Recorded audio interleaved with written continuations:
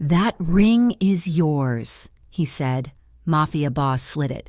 Across the table to the crying waitress, the smell of stale espresso and garlic hung heavy in the air of Harbor Line, a scent that had long ago seeped into the fibers of Lily Hart's uniform. It was 11 at night on a Friday, and her feet throbbed with a dull, rhythmic ache that seemed to synchronize with the beating of her heart. She ran a damp rag over table 4, her wrist trembling with a fatigue that went deeper than muscle.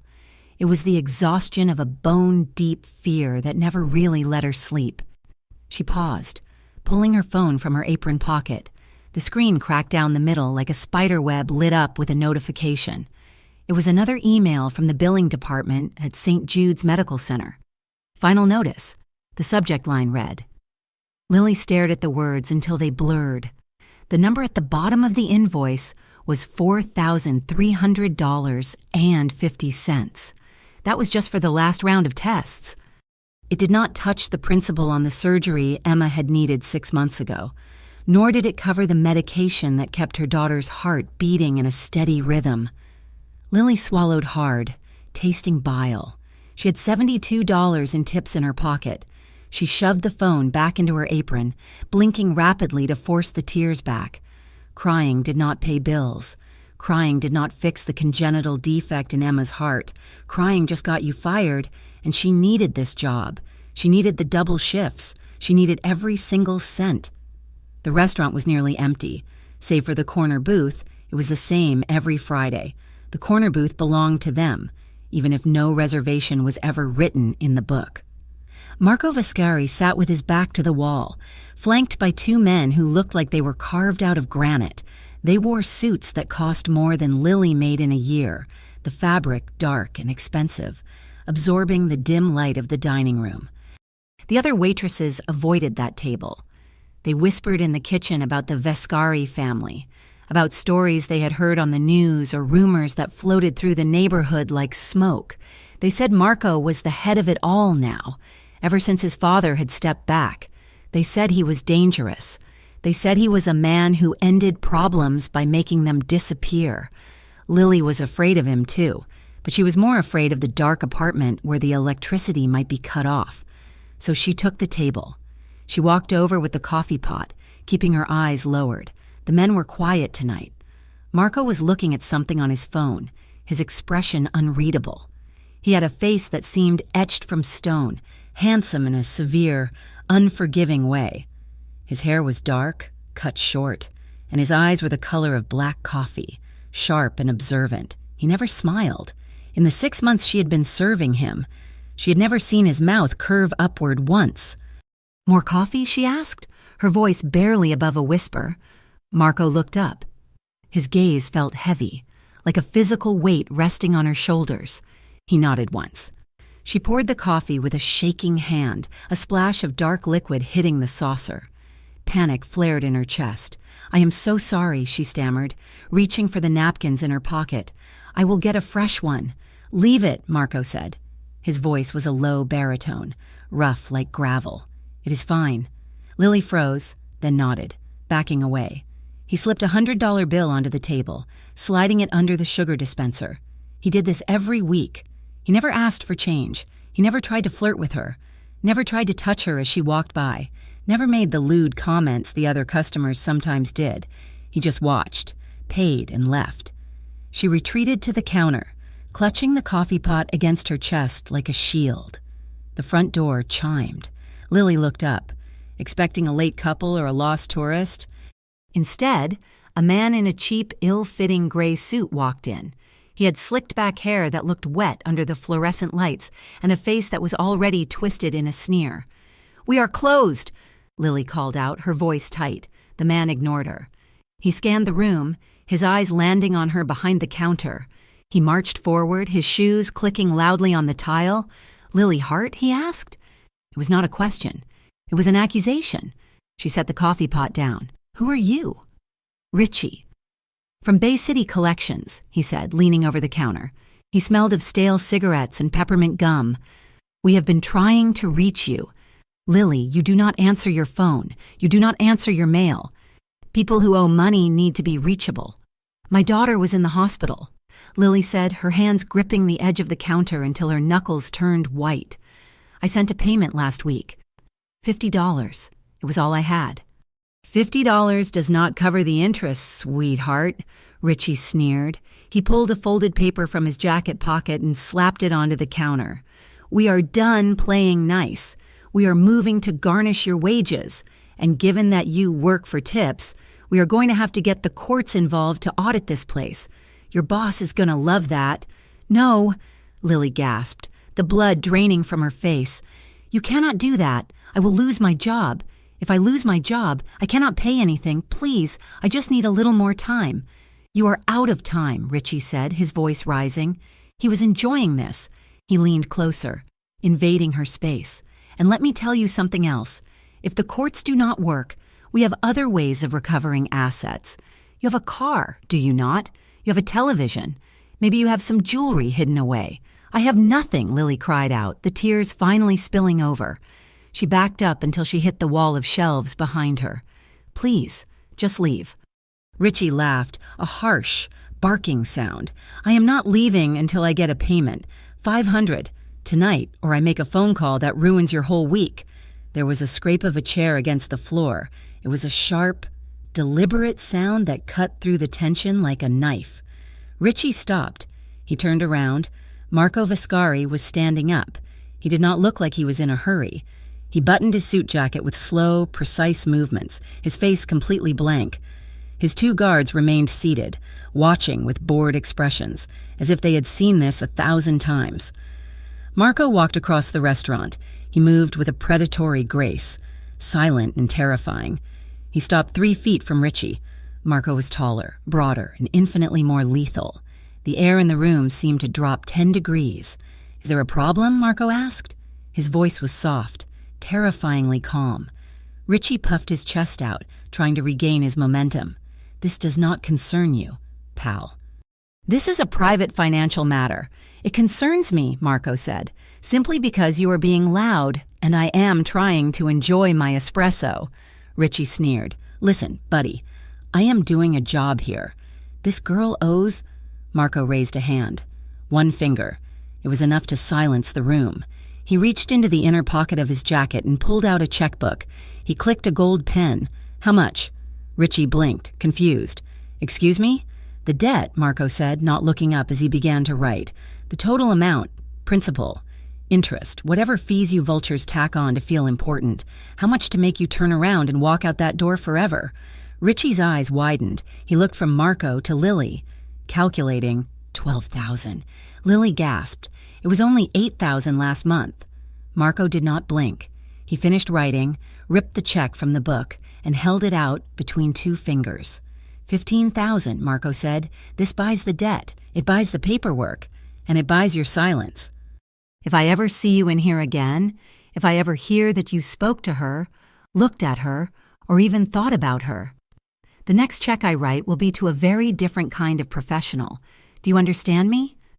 Richie looked at the check. He looked at Marco's eyes. The color drained from the debt collector's face, leaving it pasty and gray. He swallowed hard, his Adam's apple bobbing.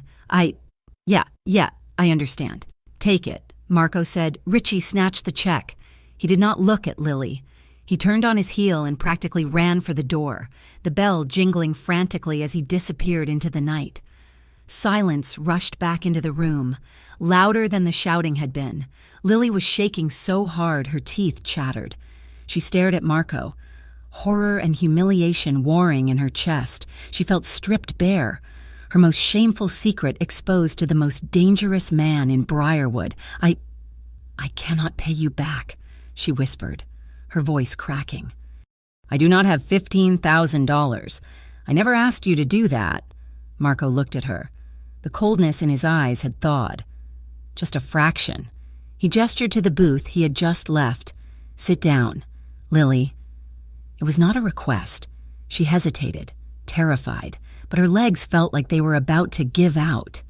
She walked around the counter and crossed the floor, sliding into the leather booth opposite him.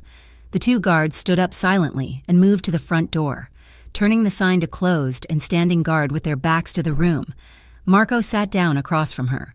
He pushed his half-finished espresso to the side and folded his hands on the table. They were large hands, scarred at the knuckles, but manicured. "Tell me about the daughter," he said. Lily flinched. "How do you know about her?" "I hear things," Marco said. "You are on the phone with doctors on your breaks. You look at photos of a little girl when you think no one is watching. And you work like someone who is running out of time." Lily looked down at her hands. They were red and chapped from the sanitizer water. "Her name is Emma. She's 4, and the father gone," Lily said bitterly. "He left when he found out about the heart defect. Said he could not handle the stress." Marco made a sound low in his throat, a rumble of disgust. "So you are drowning. I am managing—" Lily lied. "You are drowning," Marco corrected her gently. "That man tonight? He was just the first—" "There will be others. The interest rates will eat you alive. You will lose this job because of the harassment, and then you will lose the apartment, and then you will lose the ability to pay for the girl's medicine." Lily let out a sob. It was an ugly, broken sound that she tried to stifle with her hand. She wiped furiously at her cheeks, humiliated to be breaking down in front of him. "Why are you doing this?" she choked out. "What do you want? Men like you." "You do not just give away $15,000. "No," Marco said. "We do not." He reached into his pocket. Lily tensed, her eyes darting to the door, wondering if she should run.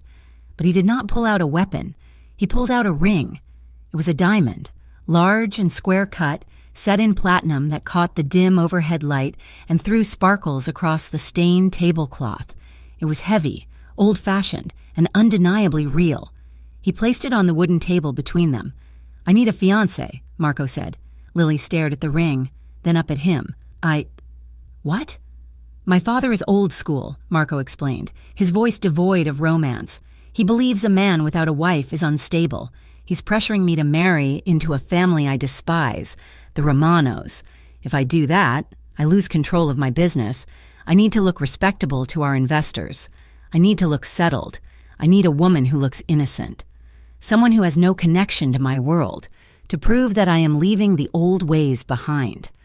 He looked at her, his gaze sweeping over her messy bun, her tired eyes, her cheap uniform. "You are perfect," he said. Lily shook her head, confusion making the room spin. "You want to hire me to be your wife?" "Fiancé," he corrected. "For now. We pretend. You wear the ring. You come to dinner on Sundays. You attend a few events with me. You smile, you hold my hand, and you look at me like you love me." "And in return?" Lily asked, her voice trembling. Marco leaned forward.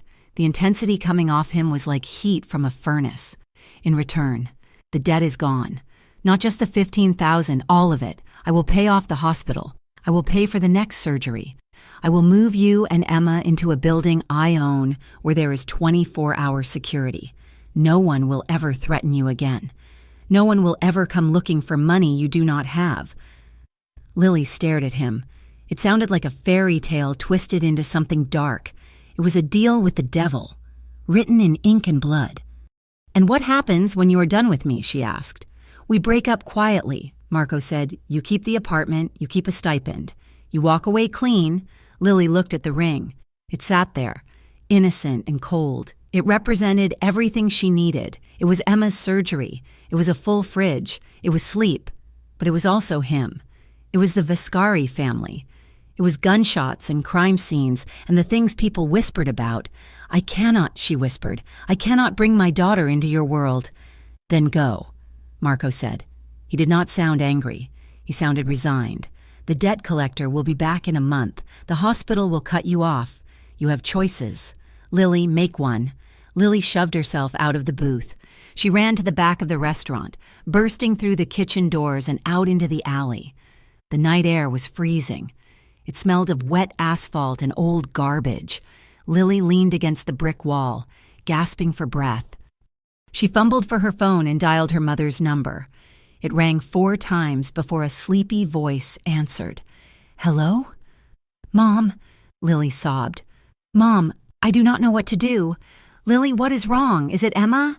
"No, Emma is fine. It is the money. They came to the restaurant tonight. They threatened to garnish my wages. Oh, baby." Her mother sighed, her voice thick with a helplessness that Lily knew too well. I wish I could help. You know I would if I could. But with your dad's pension, I just do not have it. I know, Lily said, sliding down the wall until she was crouching on the wet pavement. I know you do not. There are no good choices.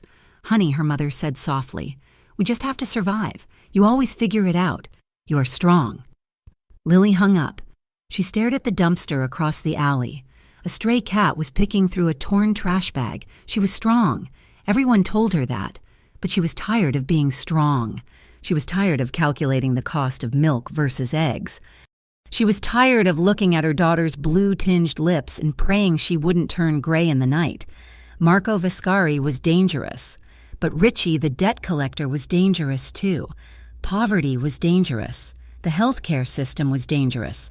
At least Marco was offering a shield. Lily stood up. She wiped her face with her apron. She smoothed her hair back. She took a deep breath, inhaling the cold city air, and pushed the heavy metal door open. She walked back through the kitchen, past the silent stoves, and out into the dining room. Marco had not moved. He was still sitting there, watching the steam rise from his cold coffee. The ring was still on the table. Lily walked up to the booth. She did not sit down. She stood over him, her hands clenched at her sides. If I do this, she said, her voice steady now, though her heart was hammering against her ribs like a trapped bird. If I do this, Emma is off limits. She never sees the business. She never sees a gun. She never sees you angry. Marco looked up at her. His eyes were dark, endless pits of shadow. You have my word, he said solemnly. And the debt is cleared? Tomorrow? Tonight, he said. Lily looked at the ring. It was beautiful. It was terrifying. She reached out.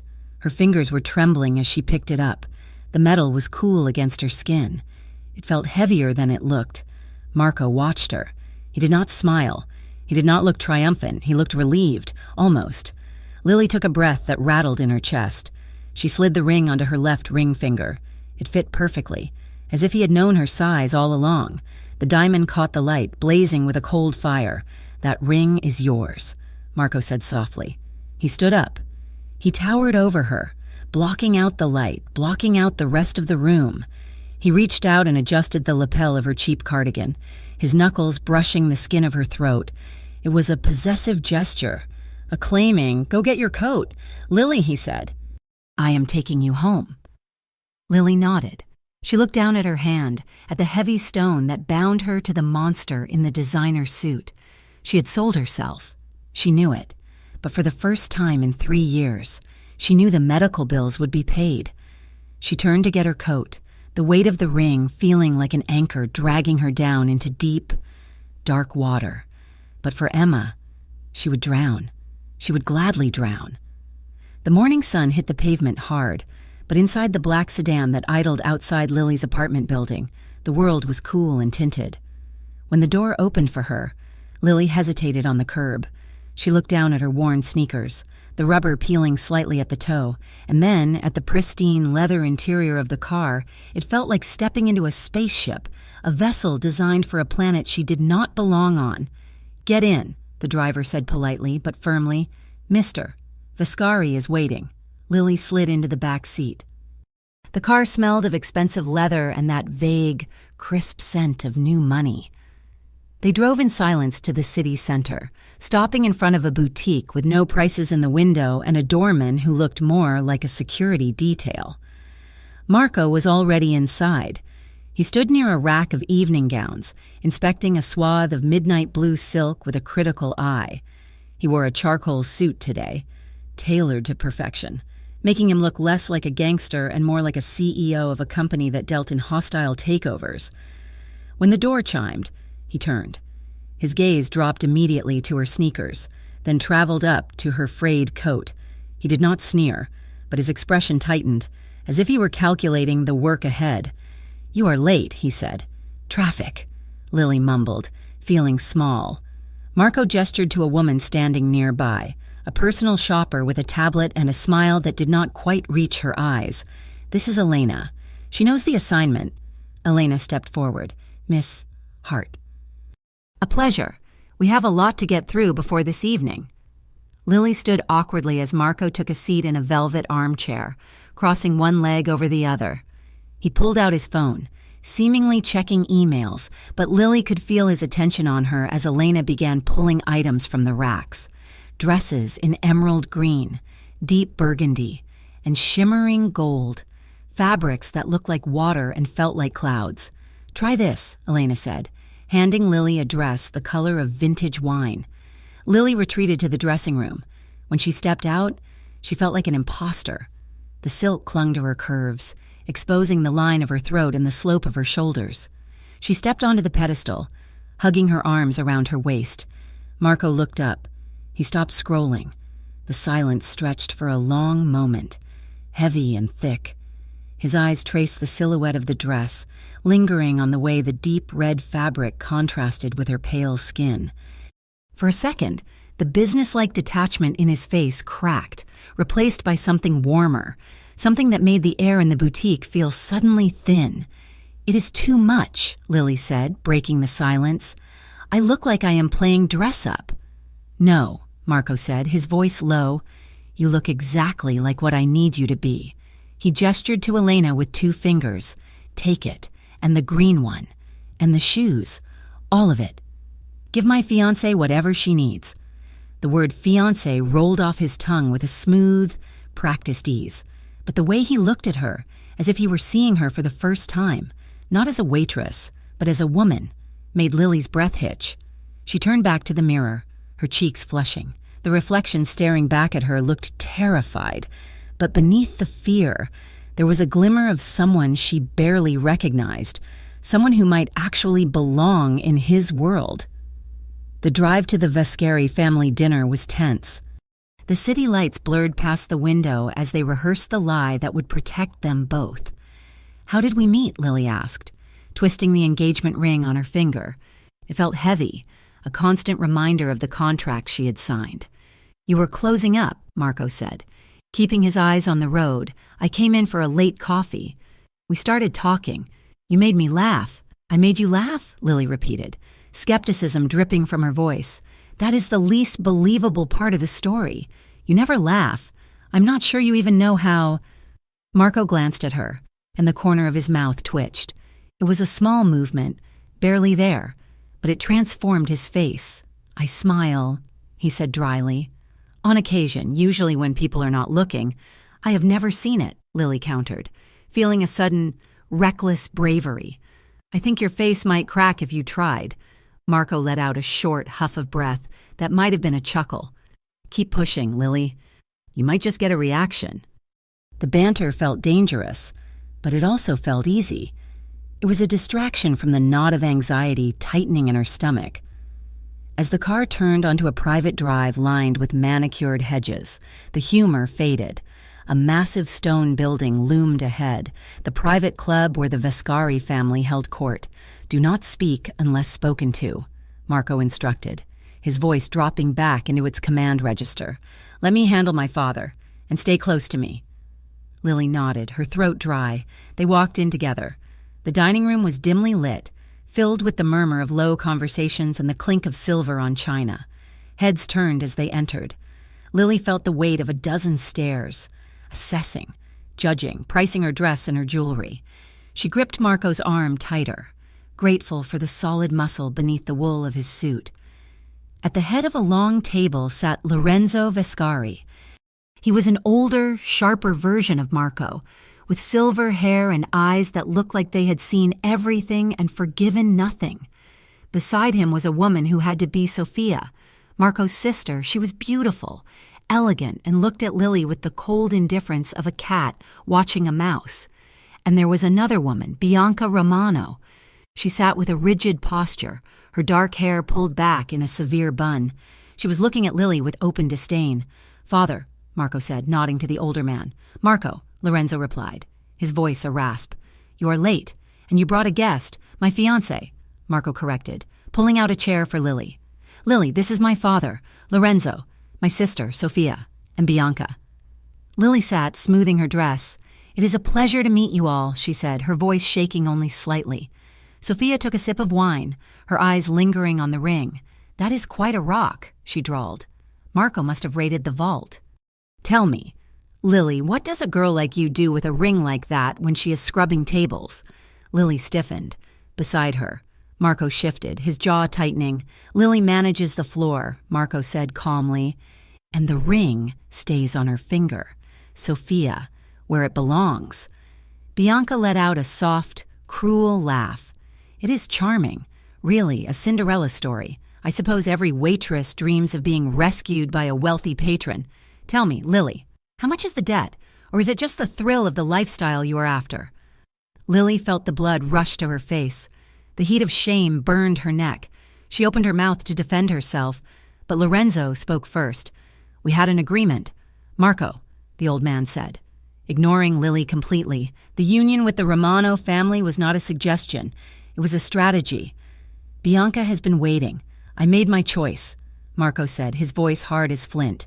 "Choices have consequences," Lorenzo said, cutting into his steak with precise, violent movements. "You bring a restaurant girl into our house. You bring weakness. She does not know our world. She will break.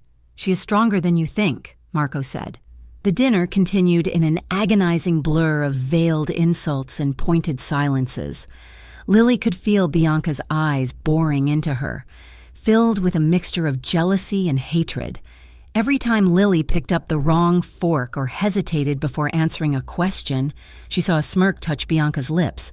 It was suffocating. Suddenly, music began to play from the corner of the room. A small jazz band had set up, the saxophone wailing a low, mournful tune. Marco stood up abruptly. His chair scraped against the floor, silencing the table. "Dance with me," he said to Lily. It was not a question. He held out his hand. Lily hesitated, looking at the hostile faces around the table, then at Marco.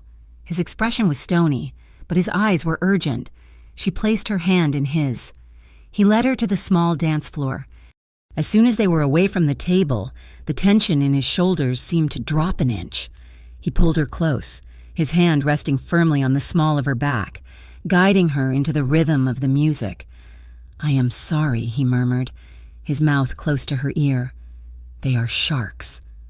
"I can handle sharks," Lily whispered back, though her knees felt weak. "I deal with hungry customers every day."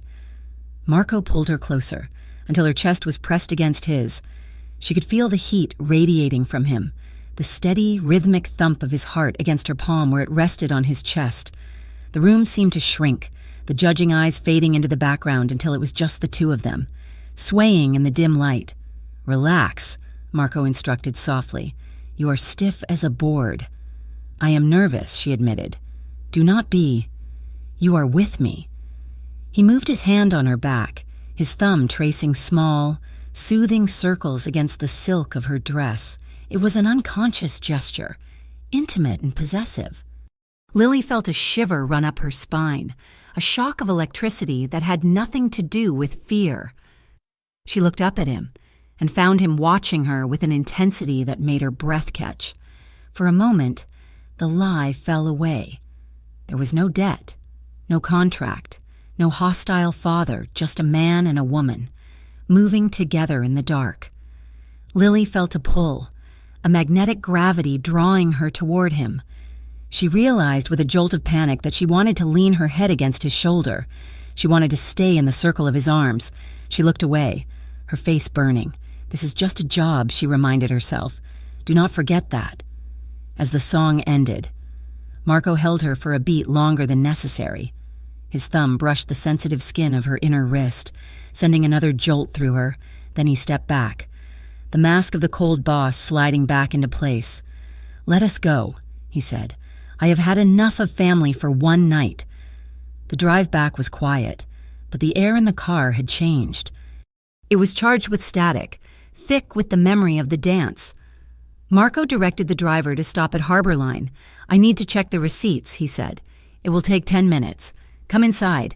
It is safer than waiting in the car." The restaurant was closed, the chairs overturned on the tables. The night manager, a nervous man named Paolo, was waiting by the bar with a young waiter Lily recognized, a boy named Tommy who had only started 2 weeks ago. Tommy looked pale, sweating profusely. 2 of Marco's men were standing behind him. their arms crossed. "What is this?" Marco asked, his voice dropping to that terrifying, calm register he had used with the debt collector. Paolo wrung his hands. "I caught him, boss, stealing from the tip jar and shorting the register." Marco walked over to Tommy. The boy was shaking so hard his teeth were chattering. Lily stood by the door, hugging her coat around herself, the magic of the dance evaporating instantly. "Is it true?" Marco asked. I needed it," Tommy stammered. "My mom, she got sick." And Marco struck. It was not a physical blow. He simply slammed his hand down on the bar top, the sound echoing like a gunshot. Tommy flinched violently. "Do not lie to me," Marco said. His voice was not loud, but it was cold enough to freeze water. "I know your mother. She died 3 years ago. You needed the money for the track. You have a gambling problem." Tommy began to cry. "I'm sorry, Mr. Viscari. I will pay it back, I swear." Marco stared at him. The silence stretched, agonizing and brutal. Lily watched Marco's face. There was no mercy there, no kindness, just the hard, calculating look of a predator deciding whether or not to kill. "You stole from my family," Marco said. "You stole from the people who work here. You stole from Lily." He gestured to where Lily stood in the shadows. Tommy looked at her, his eyes pleading. Marco turned to his men. "Take him out back." Lily gasped. "Marco." Marco ignored her. "Teach him a lesson," he told the men. "Make sure he understands that he is never to set foot in this neighborhood again. If he comes back, if I even hear his name, finish it." The men grabbed Tommy by the arms and dragged him toward the kitchen. The boy was sobbing, his feet dragging on the floor. The kitchen doors swung shut, cutting off his pleas. Marco adjusted his cuffs. He looked at Paolo. "Clean this up." He walked toward Lily. She backed away, hitting the doorframe. Her heart was hammering in her chest. The man who had held her so gently on the dance floor was gone. This was the monster everyone whispered about. Marco stopped. He saw the fear in her eyes. He did not try to reassure her. He did not apologize. "Wait in the staff room," he said. "I will be there in a minute." Lily fled. She sat in the staff room on a crate of napkins, her hands trembling. The room was cluttered with aprons and boxes of pasta, smelling of bleach and old coffee. It was a familiar, safe place, but now it felt like a cage. She looked down at her hand. The ring sparkled under the lone light bulb. It felt like a shackle.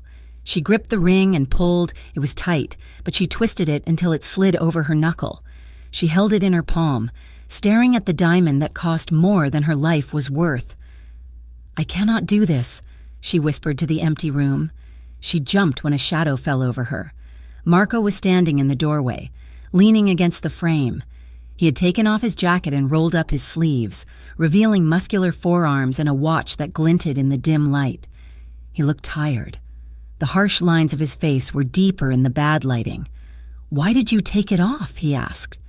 Lily closed her hand over the ring. "You hurt him. Tommy." Marco walked into the room.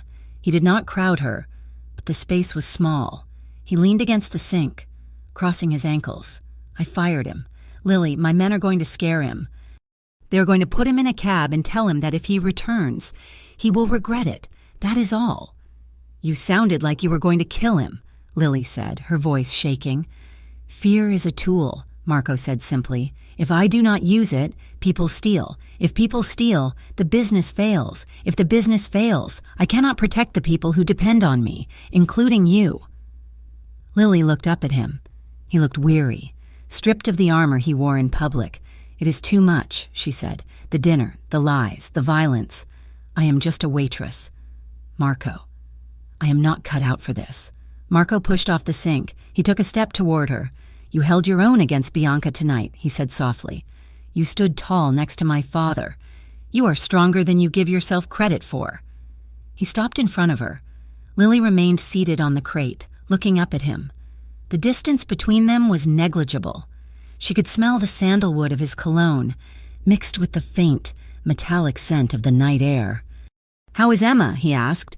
The sudden shift in topic caught her off guard. "She is..." "Okay," Lily said, her voice cracking. "The surgery is scheduled for next Tuesday." "I am terrified. Marco, if something goes wrong..." If the graft does not hold. She broke off, biting her lip to stop the sob that was clawing its way up her throat. She looked down, unable to meet his gaze. Marco moved then. He crouched down so they were eye level. His presence was overwhelming, a wall of heat and solidity. "She will be fine," he said. "I hired the best surgeon in the state. He does not make mistakes." Lily looked up. Her eyes were swimming with tears. "I do not know how to thank you, even after tonight, even after everything. You are saving her life." Marco lifted his hand. He hesitated for a fraction of a second, his fingers hovering in the air between them. Then, slowly, he reached out. His thumb brushed away a tear that had fallen onto her cheek. His skin was rough, warm, and shockingly gentle. He didn't pull away. His hand cupped her face, his fingers sliding into the hair at her temple. "You do not need to thank me," he whispered. Lily leaned into his touch. It was an unconscious movement, a seeking of comfort in the middle of the storm. Her breath hitched. She watched his eyes drop to her lips, then back up to her eyes. The air in the room grew heavy, charged with the same electricity that had been there during the dance, but stronger now, rawer. Marco leaned in. His eyes were dark, searching. Lily's heart pounded against her ribs. She did not pull away. She parted her lips slightly, a silent invitation she hadn't meant to give. His face was inches from hers. She could feel the warmth of his breath. The world outside the staff room fell away. There was only him. Only this moment where the dangerous boss and the desperate waitress were just two lonely people finding an anchor. Buzz. The sound was jarring in the silence. Marco's phone vibrated violently in his pocket. The spell broke.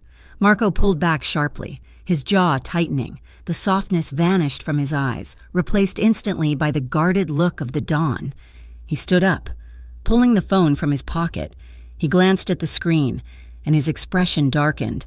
"I have to take this," he said, his voice rough. Lily let out a breath she didn't know she had been holding. She nodded, feeling cold where his hand had been.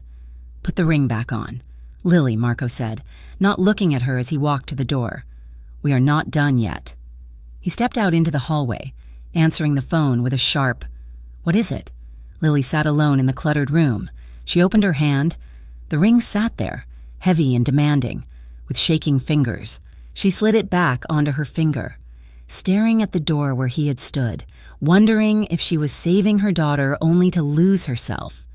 The television in Lily's cramped living room was an old model, the picture grainy and prone to static, but the flames on the screen were clear enough. They licked up the sides of a warehouse on the south side of Briarwood, turning the night sky a bruised purple and orange. The news anchor, a woman with a tight expression, spoke of an industrial accident, but she used words like suspicious accelerants and turf disputes.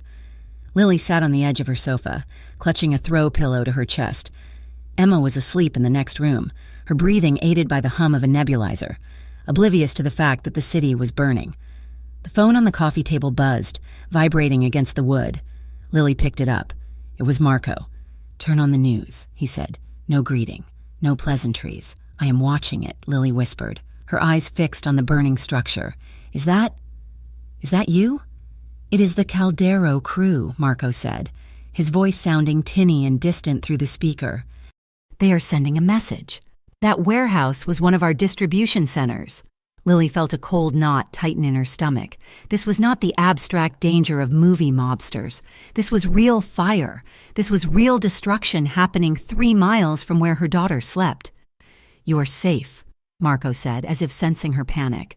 "But the temperature is rising. I do not like where you live." "Lily, the building has no doorman. The locks are cheap. It is too easy to get in." "I'm not moving," Lily said, though her voice lacked conviction. "Emma needs stability. I cannot just uproot her because your business is having a bad week. It is not a request." Marco said, "I am hanging up." Lily said. She ended the call, her hands shaking. She told herself he was being paranoid. She told herself that she was just a fake fiancé, a paper shield, and that no one would bother coming after a waitress with a mountain of debt. But the next morning, the illusion of safety shattered. Lily was walking Emma to the car to head to daycare when she saw it. A black sedan with tinted windows was parked across the street, idling. It was not a car that belonged in her neighborhood of rusted pickups and second-hand compacts. As she buckled Emma into her car seat, she saw the window of the sedan roll down just an inch. A puff of smoke drifted out. A pair of eyes watched her from the shadows of the interior. Lily froze, her hand gripping the door handle. The car did not move. It just sat there, a silent, predatory shark in the water. "Mommy?" Emma asked, clutching her stuffed rabbit. "Why are you stopping?" "It is nothing, baby," Lily said, her voice high and brittle. She got into the driver's seat and locked the doors. As she pulled away, the sedan pulled out too, trailing her 3 car lengths back. Panic clawed at her throat. She drove to the daycare, checking the rearview mirror every 2 seconds. When she pulled into the drop-off lane, the sedan slowed, lingered at the corner, and then peeled away. Lily did not get out of the car. She called Marco. "When?" she asked the moment he answered. "Now," he said. "My driver is already on his way. Pack 2 bags, only what you need." The apartment complex Marco owned was called the Obsidian. It was a fortress of glass and steel in the center of the city, with a lobby that looked like a museum and security guards who wore earpieces and suits that fit a little too snugly around the shoulders. They moved into the penthouse suite. It was a sprawling space of polished concrete floors, floor-to-ceiling windows, and furniture that looked like art but felt uncomfortable to sit on. The first few days were a surreal blur of domesticity clashing with organized crime. Lily stood in the kitchen on a Tuesday morning, barefoot and wearing an oversized t-shirt, her hair a messy knot on top of her head. She was pouring oat clusters into a plastic pink bowl for Emma. At the breakfast bar, drinking black coffee, sat Rocco, one of Marco's top enforcers. He was a man the size of a vending machine with a face that looked like it had been broken and put back together wrong. The television in the living room was blasting a cartoon about singing vegetables. "Do you want more milk, sweetie?" Lily asked, ignoring the absurdity of the situation. Emma nodded, swinging her legs. She pointed a spoon at Rocco. "Why does he have a gun?" Lily froze. She had not realized Rocco was carrying inside the apartment. She looked over the counter. Sure enough, there was a bulge under his jacket. Rocco looked up, his face turning a shade of red that clashed with his dark suit. He set his coffee down and leaned forward, his voice surprisingly gentle. "It is for keeping the bad guys away from the cartoons. Bambina." Emma considered this, then nodded solemnly. "That is good. The broccoli is very loud." The elevator doors slid open with a soft chime. Marco walked in. He looked like he hadn't slept in 2 days. His shirt sleeves were rolled up to his elbows. His tie was gone, and there were dark smudges under his eyes. He stopped in the entryway, taking in the scene. The singing vegetables, the spilled milk on the counter, his lethal enforcer discussing broccoli with a 4-year-old. For a moment, the hard lines of his face softened. He looked less like the Don of the Viscari crime family and more like a man coming home to a life he didn't know he wanted. "Good morning," Lily said, feeling suddenly self-conscious about her bare legs and messy hair. Marco walked to the kitchen. He poured himself a mug of coffee, standing close enough to Lily that she could smell the soap on his skin and the faint scent of gun oil. "Is the place suitable?" he asked, leaning his hip against the counter. "It is bigger than my entire building," Lily said dryly, "and the security guards are very attentive." Marco glanced at Rocco, who immediately straightened up and pretended to be very interested in the backsplash tiles. Emma hopped off her stool. She was holding a piece of construction paper. She walked over to Marco, who stiffened as she approached. He looked down at her as if she were a bomb he didn't know how to defuse. "I made this," Emma said, thrusting the paper upward. Marco hesitated. He looked at Lily, panic flashing in his eyes. Lily just smiled and nodded encouragingly. Marco slowly reached down and took the paper. It was a drawing done in purple and orange crayon. It showed 3 stick figures. One was small, one had long hair, and the third was a giant black scribble. "That is you," Emma explained, pointing to the black scribble. "Because you wear dark clothes, and you are big." Marco stared at the drawing.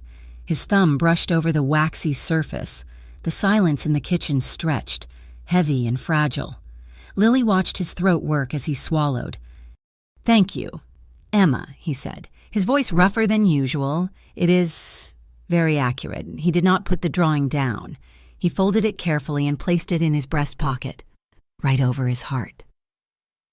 When he looked up at Lily, there was a vulnerability in his eyes that made her chest ache. 2 days later, the reality of their situation crashed back in. Lily was on the phone in the guest bedroom, pacing back and forth. The voice on the other end was the insurance caseworker, a woman named Brenda who sounded like she was reading from a script and enjoying every denial. "I do not understand," Lily said, her voice rising in frustration. "The approval was already processed. The surgery is next week. You cannot revoke authorization 5 days before the procedure. I am sorry, Miss Hart," Brenda droned. "But upon review of the policy, the specific cardiac graft required is considered elective under subsection C. We can approve a generic alternative, but the specialized valve is out of network." "Generic?" Lily shouted, tears pricking her eyes. "It is her heart. You do not put a generic part in a child's heart. It has to be the one the surgeon requested. If you want the specific valve, the out-of-pocket cost is $60,000, the woman said coldly. "I do not have $60,000, Lily cried. She slammed the phone down on the bed, her hands shaking so hard they hurt. A sob ripped through her chest. She covered her mouth, trying to stifle the sound, trying not to let Emma hear from the other room. She felt trapped, crushed under the weight of a system designed to break her. She needed air. Lily walked out to the balcony. The wind was high, whipping her hair across her face. The city of Briarwood sprawled out below her, a grid of lights and concrete, indifferent to her pain. She gripped the railing, her knuckles turning white, and let the tears fall. She did not hear the glass door slide open. She only realized she wasn't alone when she felt a presence behind her, a wall of warmth blocking the wind. Marco did not speak. He stepped in close, placing one large hand flat on the railing next to hers. His other hand came up to rest between her shoulder blades, a steady, heavy weight that grounded her. He stood there, bracketing her body with his own, shielding her from the cold. He waited until her sobbing subsided into jagged breaths. "I heard," he said quietly. "They are saying it is elective." Lily choked out, staring at the city lights through blurred eyes. "They are saying her life is elective. It is handled," Marco said. Lily turned her head, looking up at him over her shoulder. "What?" "I made a call while you were shouting." Marco said, "The hospital has been instructed to use the specific valve. The bill comes to me directly. It is done." Lily turned fully around. Her back was pressed against the railing, and Marco was standing inches from her. There was nowhere to go. "You cannot just fix everything with money," she whispered, though the relief was making her knees weak. "Why not?" Marco asked, his face impassive. "That is what money is for, to fix the things that are broken." Lily looked at him, really looked at him. She saw the exhaustion etched into the corners of his eyes, the fine lines of stress that hadn't been there a month ago. She saw the faint, white scar that ran along his jawline, a jagged reminder of the violence he lived in. He was a criminal. He was a man who ordered beatings and paid off debt collectors. But he was also the man who kept her daughter's drawing in his pocket and paid for heart valves without blinking. "Thank you," she breathed. Marco did not move away. He studied her face with an intensity that made her skin prickle. His gaze dropped to her lips, which were parted slightly, then moved back up to her eyes. He watched the rise and fall of her chest, the way her breath hitched in her throat. The air between them grew thin. The sounds of the city below faded away. There was only the heat of his body, the scent of him, the way his eyes seemed to darken as he looked at her. "You should go inside," Marco said, his voice dropping an octave. "It is cold." He did not step back. "I am not cold," Lily whispered. Tension coiled tight between them. A rubber band pulled to its snapping point. Marco's hand twitched on the railing, as if he wanted to reach for her, but he didn't. He clenched his jaw, the muscle feathering under the skin. "Go inside. Lily," he repeated, sounding like he was warning her. Lily hesitated, then slipped past him, her arm brushing against his chest. The contact sent a jolt of electricity through her that lingered long after she was back in the safety of the living room. That evening, the sky tore open. A storm rolled in off the coast, battering the glass walls of the penthouse with sheets of rain. Thunder rattled the floorboards. At 10 o'clock, the power grid in the district failed. The lights in the apartment flickered and died, plunging the world into darkness. The emergency lights in the hallway buzzed to life, casting eerie, long shadows across the floor. Lily couldn't sleep. The adrenaline from the day, the fear for Emma, the confusion about Marco, it was all buzzing under her skin. She put on her robe and walked out into the main living area. Marco was there. He had lit a dozen candles and placed them on the low coffee table. The soft, flickering light illuminated his face, casting deep hollows under his cheekbones. He had taken off his jacket and holster. His dress shirt was unbuttoned at the throat, revealing the column of his neck. He held a tumbler of amber liquid in one hand, staring into the flame of a candle. He looked lonely. That was the only word for it. A profound, aching loneliness that seemed to fill the massive room. "You are awake," he said without looking up.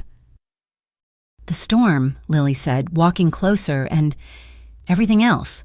Marco swirled the drink in his glass. "Sit." Lily sat on the opposite end of the leather sofa.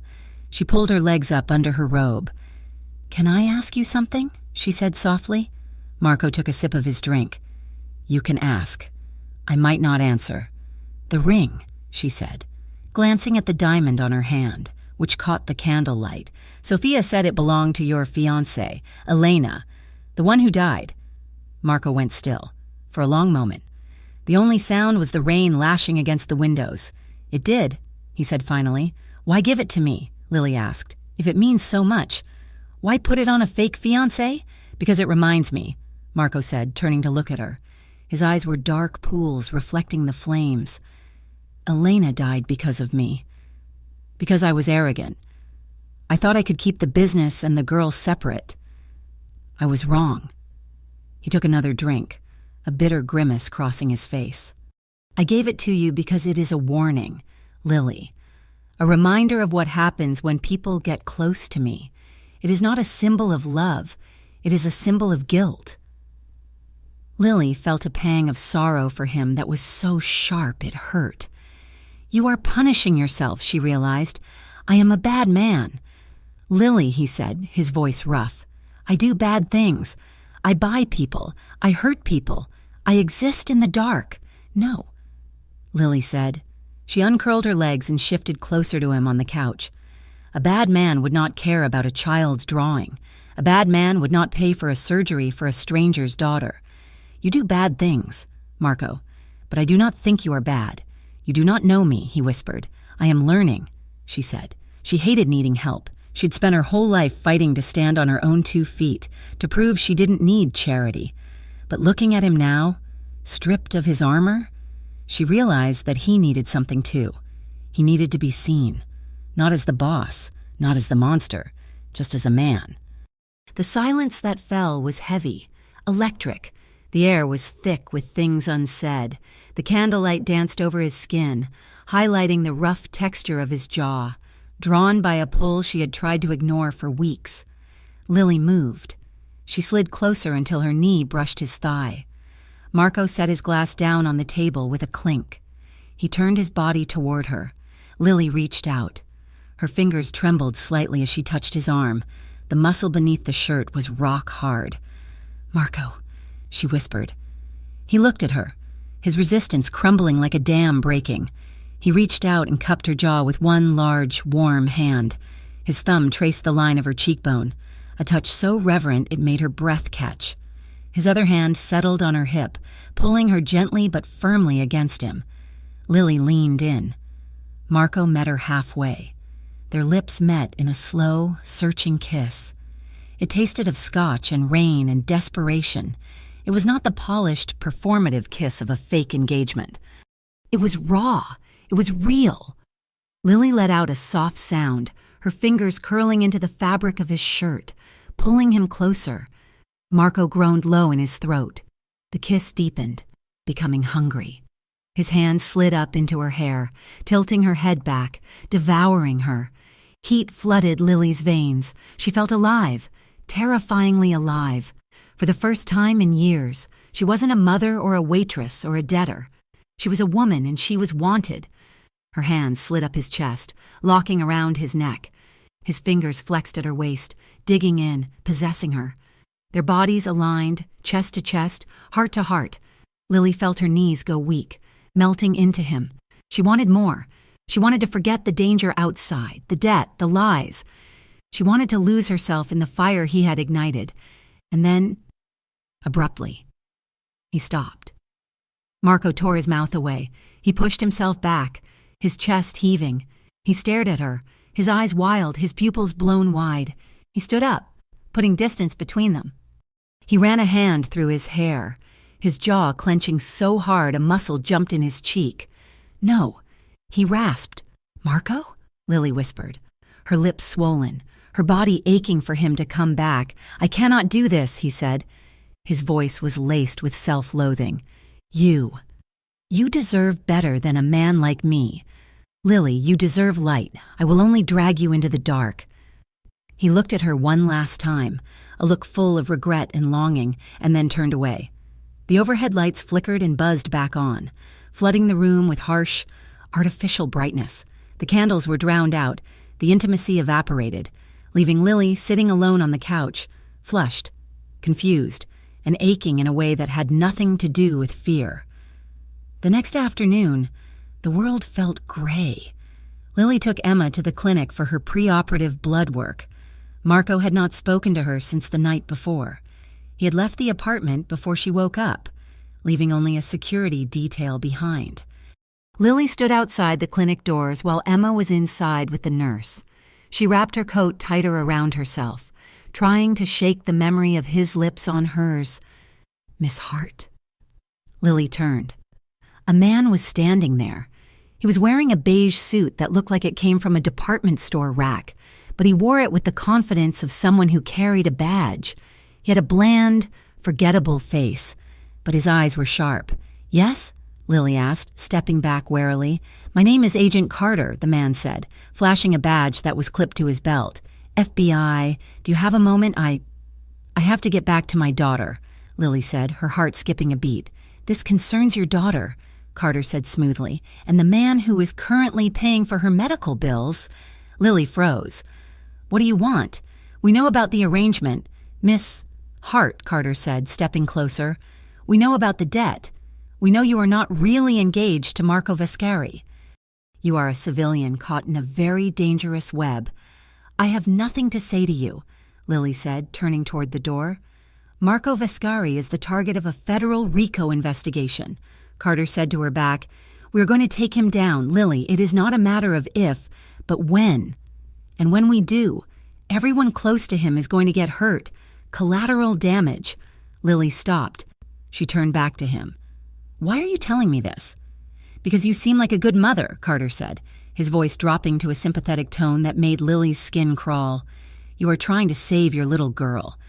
But ask yourself, is she safe in Vescari's world? How long until a bullet meant for him finds her? Or you?" Lily stared at him, the fear she had pushed down resurfacing. "Cooperate with us," Carter said, slipping a business card into her hand.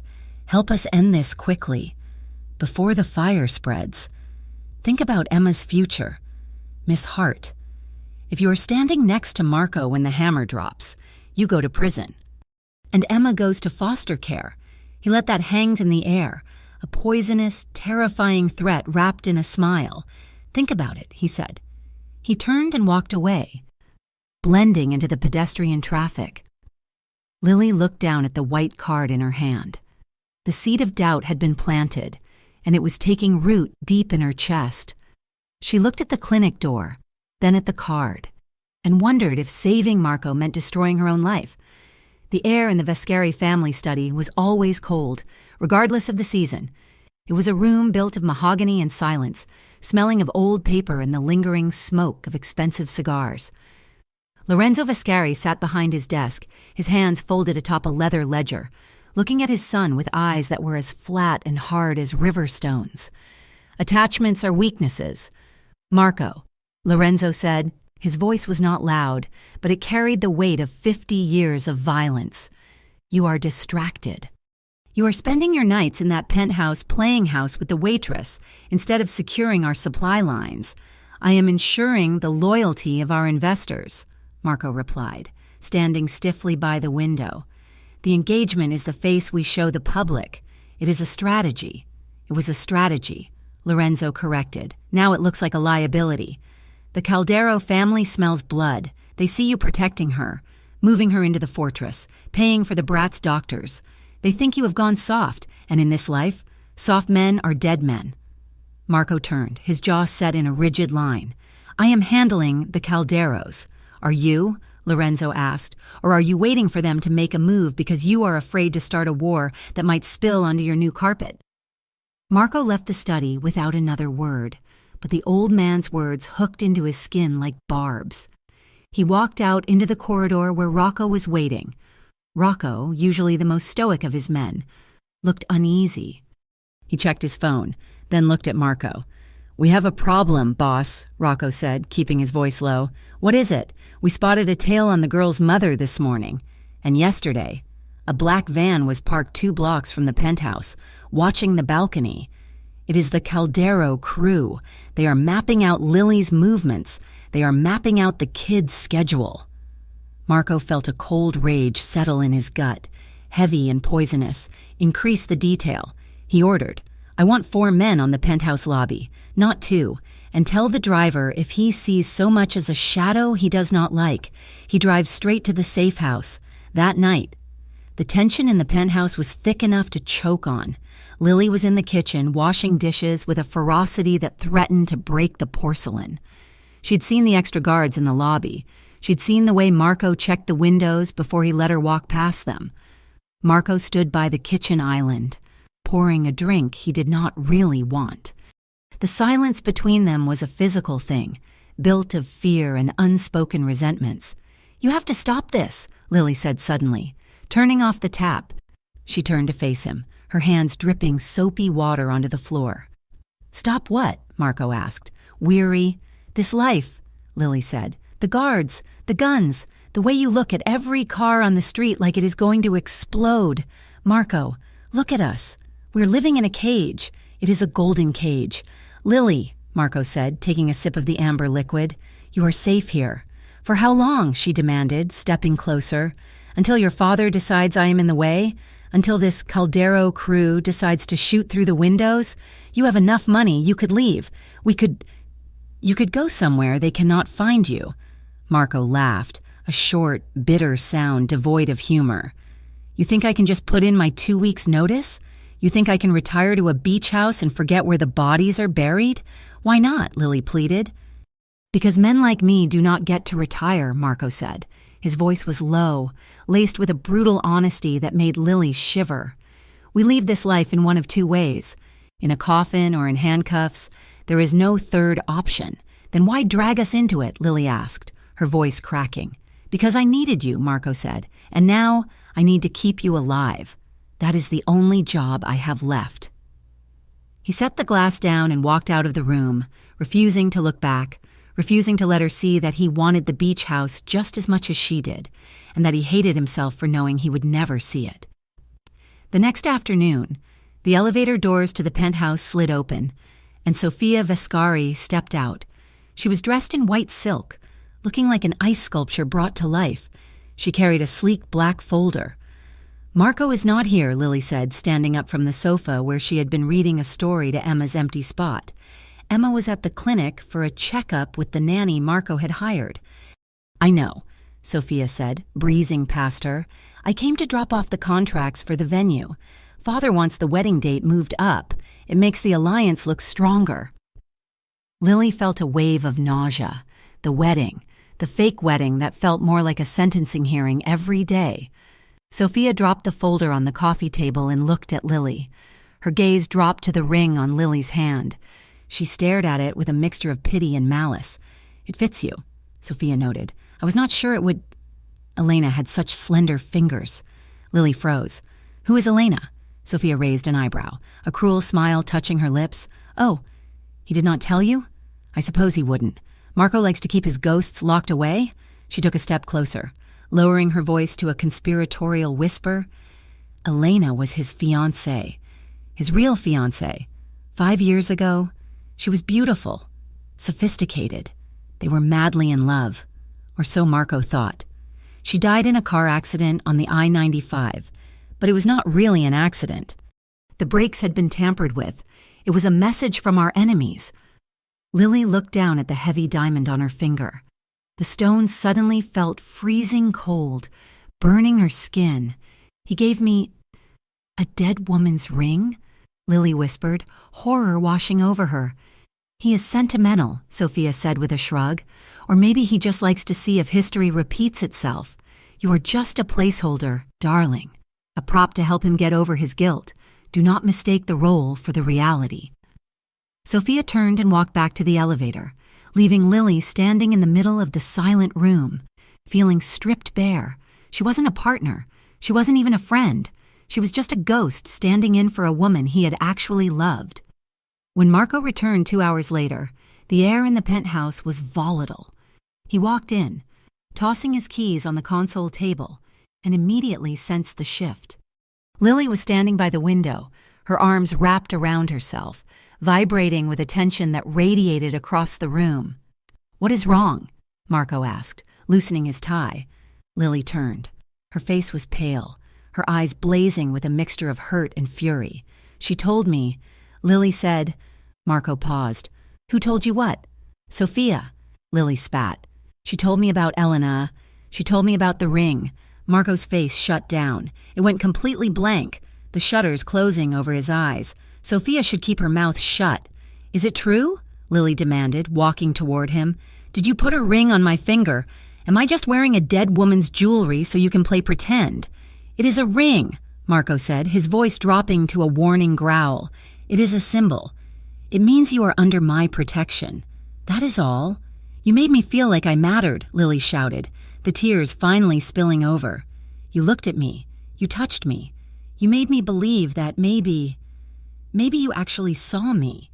But I am just a replacement. I am just a convenient body to fill a space because you cannot get over her." "Stop it," Marco snapped. "No," Lily yelled, stepping right up to him, fueled by the humiliation that had been burning in her gut for hours. "You are a coward, Marco. You hide behind your guns. You hide behind your money, and you hide behind me. You use me as a shield so you do not have to feel anything real. I have sacrificed everything to keep you safe," Marco roared back, his composure finally shattering. "You have no idea what I have done. You have no idea the blood I have on my hands to keep that debt collector away, to keep the Calderos from burning your building down with you inside it. Do not talk to me about using people. I am bleeding myself dry for you. Then let me go," Lily screamed. "I cannot." Marco grabbed her wrist. His grip was hard, desperate. He pulled her toward him, stopping her from turning away. Lily wrenched her hand back, but he did not let go. She looked up at him, her chest heaving, her eyes wild with anger. He looked back, his breathing ragged, his eyes dark with a turbulence that matched her own. The air between them crackled. It was a violent, volatile energy. The anger was so high, so intense, that it tipped over the edge. Lily stared at his mouth. Marco stared at hers. In a single, breathless second, the shouting stopped. Marco stepped forward. Lily met him halfway. They crashed into each other. It was not a gentle kiss. It was fierce, desperate, and bruising. Marco's hands flew to her face, tilting her head back, his mouth devouring hers with a hunger that had been suppressed for weeks. Lily made a sound low in her throat, a mix of a sob and a moan, and grabbed the lapels of his jacket, pulling him closer. He walked her backward until her shoulders hit the wall. He pressed his body against hers, pinning her there. His hands slid down her back, flattening against her spine, pulling her hips flush against his. She could feel the rapid, hammer gun beat of his heart against her chest, matching her own rhythm. Lily's hands tangled in his hair, her fingers gripping the dark strands. She opened her mouth to him, tasting the coffee and the rage on his tongue. It was chaotic and overwhelming. It was the release of all the fear, all the proximity, all the nights spent pretending they were nothing to each other. Marco groaned, his forehead pressing against hers as he kissed her jaw, her neck, the sensitive spot behind her ear. His hand moved to her waist, his thumb digging into her side, possessive and firm. "Mine," he muttered against her skin. "You are mine." The word cut through the haze of passion like a knife. Lily gasped, her eyes snapping open. The reality of who he was and what he was dragging her into crashed back down on her. She slammed her palms against his chest. "Stop," she choked out. Marco froze. He pulled back, his chest heaving, his eyes black and dilated. He looked dazed, as if waking from a trance. Lily pushed him away, harder this time. She stumbled back, wiping her mouth with the back of her hand. Her lips felt swollen and bruised. "I cannot do this," she whispered, her voice hoarse. "Lily?" Marco started, reaching for her. "No," she said, holding up a hand. "Do not. I do not want this. I do not want to confuse fear with love. Marco, I am scared all the time. I am angry all the time. And you are chaos. I refuse to lose myself in someone else's chaos again. Not after Emma's father, not ever." Marco stood against the wall, his shirt rumpled, his breathing slowly returning to normal. He looked at her with a profound sadness that broke her heart, but she steeled herself against it. He looked at the ring on her finger. It still sparkled, mocking them both. "Go to bed, Lily," he said quietly. She turned and walked out of the room, leaving him standing alone in the wreckage of their argument. 2 days later, the sky over Briarwood was the color of slate. Lily sat in a booth at a coffee shop 3 blocks from the penthouse. She wore sunglasses to hide her red-rimmed eyes. Agent Carter slid into the seat across from her. He did not order coffee. He placed a tablet on the table and pushed it toward her. "You need to see this," he said. Lily looked at the screen. It was a slideshow of surveillance photos, a man beaten in an alley, a car engulfed in flames, and then a photo of Lorenzo Viscari shaking hands with a man Lily recognized from the news as the head of the Caldero crime syndicate. "They are escalating," Carter said. "Lorenzo is planning a purge. He wants to wipe out the competition to secure the territory before the feds move in. There is going to be a war, Miss Hart, and innocent people are going to get caught in the crossfire." Lily looked away, feeling sick. "Why are you showing me this?" "Because Marco is in the middle of it," Carter said. "He's loyal to his father. He will follow orders, and when the bodies start dropping, he is going to go down for it, unless you help us stop it." "Help you how?" Lily asked. "We know there is a meeting scheduled for Friday," Carter said. "Lorenzo, the Calderos, and the key lieutenants. We need to know where it is, and we need a recording of what is agreed upon." "You want me to spy on him," Lily whispered. "I want you to save lives," Carter corrected, "including your daughters. If you help us, we can offer you witness protection, a new name, a new start, a clean slate for Emma. If you do not, well, when the RICO indictments come down, Child Protective Services will be the least of your worries." Lily looked at the photos again. She saw the violence.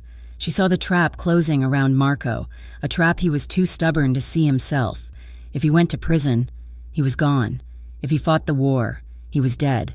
But if she helped the feds, maybe there was a way to dismantle the organization without killing the man. "I will do it," she said, her voice barely audible. Carter nodded, satisfied. He slid a small black device across the table. "Just the meeting. Lily, get us the location and the conversation. We will handle the rest." Lily felt like she was carrying a stone in her stomach as she went through the motions of her day. She told herself she was doing the right thing. She told herself she was protecting Emma. But every time she looked at Marco, she felt like a traitor. That night, she insisted on going to Harbor Line. "I need to check the inventory," she told Marco, "and the staff needs to see me. It keeps up appearances," Marco had argued, but eventually relented, assigning 2 guards to stand by the back door while she worked in the closed restaurant. It was 1 in the morning. The restaurant was dark, illuminated only by the streetlights filtering through the blinds. Lily was at the register, counting out the tips for the kitchen staff. The rhythmic counting of bills was soothing. 20, 40, 60. She didn't hear the car pull up. She didn't hear the package being placed against the glass of the front entrance. She only heard the shatter. The front window exploded inward. A force like a giant fist slammed into Lily, lifting her off her feet and throwing her backward over the counter. The world turned white, then deafeningly loud. The sound of the blast tore through the air, followed instantly by the raining chime of thousands of shards of glass hitting the floor. Smoke filled the room instantly, acrid and choking. Lily lay on the floor behind the bar, her ears ringing with a high-pitched whine. She coughed, tasting dust and blood. She tried to move, but her body felt heavy, disconnected. Miss Hart! Miss Hart! Hands grabbed her arms. It was one of the guards. He dragged her across the floor, glass crunching under his boots. She was hauled out the back door into the alley, gasping for cool air. Sirens were already wailing in the distance, getting closer. Lily sat on a crate, shaking uncontrollably. She touched her forehead and her hand came away red, just a cut. But the restaurant, the front of Harbor Line, was a jagged maw of smoke and ruin. A car screeched to a halt at the mouth of the alley. Marco was out of the vehicle before it stopped moving. He ran toward her, his face a mask of absolute terror. He wasn't the Mafia boss in that moment. He was just a man watching his world burn. Lily. He dropped to his knees in the grime of the alley. His hands, usually so steady, were shaking as he reached out and cradled her face. He tilted her head, checking her eyes, checking the cut on her forehead. His thumbs wiped away the soot and the blood. "Are you hurt?" he demanded, his voice cracking. "Tell me where you are hurt." "I am okay," Lily stammered, her teeth chattering from shock. "I am okay. It was just the glass." Marco pulled her into his chest. He buried his face in her hair, holding her so tightly it hurt. She could feel him trembling. "I thought I lost you," he whispered into her hair. "I thought—" He pulled back to look at her. His eyes were wet. The walls he had built, the defenses he had shouted about during their argument, were gone. He looked at her with a raw, undeniable love that terrified her more than the bomb had. "This ends," he vowed, his voice low and lethal. "I will burn the whole city down if I have to. No one touches you." Lily looked at him. She saw the violence in his eyes, the promise of retribution. She knew what he would do. He would go to war. He would kill. And eventually, he would be killed. The bomb had been a warning. The next one would not miss. She looked at the man she loved, and she knew she did love him, despite everything, and realized she couldn't let him destroy himself.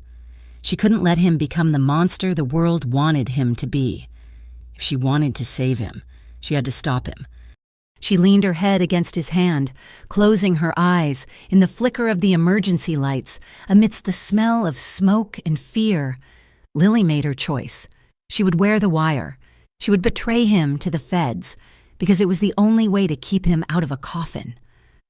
The smell of smoke still clung to Lily's hair, a sharp and acrid reminder of the explosion that had shattered the front windows of Harbor Line less than 24 hours ago. She sat in a straight-backed leather chair in Lorenzo Viscari's private study, her hands folded tightly in her lap to stop them from shaking. Lorenzo paced behind his desk. The older man looked like a storm contained in a suit, his silver hair gleaming under the harsh chandelier light. His eyes narrowed with a paranoia that made the air in the room feel thin. "You were there late," Lorenzo said, his voice a low rasp that scraped against Lily's nerves. "Why?" "The restaurant closes at 10. The bomb went off at 1 in the morning." "I was counting the inventory," Lily said, keeping her voice small and trembling. It was not an act. She was terrified, not just of the bomb, but of the secret she was carrying. The conversation with Agent Carter, the deal she had made in her head to save Marco. "Inventory takes 3 hours, Lorenzo asked, stopping to lean over the desk. He scrutinized her face as if looking for a crack in the porcelain. "Or were you waiting for someone? Perhaps someone who wanted to know when the building would be empty?" Lily's heart hammered against her ribs. "Are you accusing me?" she asked, letting a flash of genuine indignation color her tone. "I could have died." "Lorenzo." The glass cut my face. I was thrown across the room. Lorenzo did not blink. "Collateral damage makes for a convincing cover," he said coldly. "You have a lot of debt. Miss Hart, and my son has a blind spot where you are concerned. It would be very easy for a woman in your position to sell information for a fresh start." Before Lily could answer, the heavy oak doors swung open. Marco walked in. He looked like he hadn't slept in a week. There was a bandage on his hand from where he had cleared the debris, and his eyes were dark pits of exhaustion. "That is enough," Marco said. Lorenzo straightened up, his gaze shifting to his son. "I am asking the necessary questions. Marco, someone leaked the security rotation. That is why the bomb was planted when the patrol car was around the block. There is a rat." "It is not her," Marco said, his voice flat and final. He walked over to Lily's chair and placed a hand on her shoulder. His grip was firm, possessive, a silent warning to his father. She was the target. Father, not the accomplice. Lorenzo looked at the hand on Lily's shoulder, then up at Marco's face. He let out a short, dismissive scoff. "You are thinking with your heart," he said with disdain, "and that is why you will lose this war. Get her out of my sight. But mark my words, boy. Attachments are weaknesses, and this one is going to get you killed." The drive back to the penthouse was silent. Marco stared out the window, his jaw working as he clenched his teeth. When they arrived, the apartment felt different.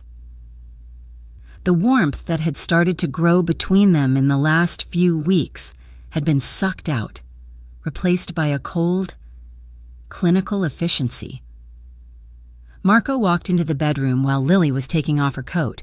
He did not look at her. He stood by the window, looking out at the city skyline. "Pack your bags," he said. Lily froze. "What?" "Pack your bags," Marco repeated. He turned around. His face was a mask of stone. No emotion, no softness, just the boss. "The arrangement is over." "Over?" Lily asked, the words sticking in her throat. "But the contract, the debt. I have cleared the debt," Marco said, his voice devoid of inflection. "The hospital is paid, the collectors are gone, but this, us, it does not work anymore. You heard my father. You are a liability. I cannot fight a war with the Calderos if I'm constantly worrying about a waitress getting caught in the crossfire." Lily felt like he had slapped her. A liability. After everything, after the dance, after the balcony, after the way he had held her in the alley while the sirens wailed, she was just a liability. "Is that all I am to you?" she whispered. "A distraction."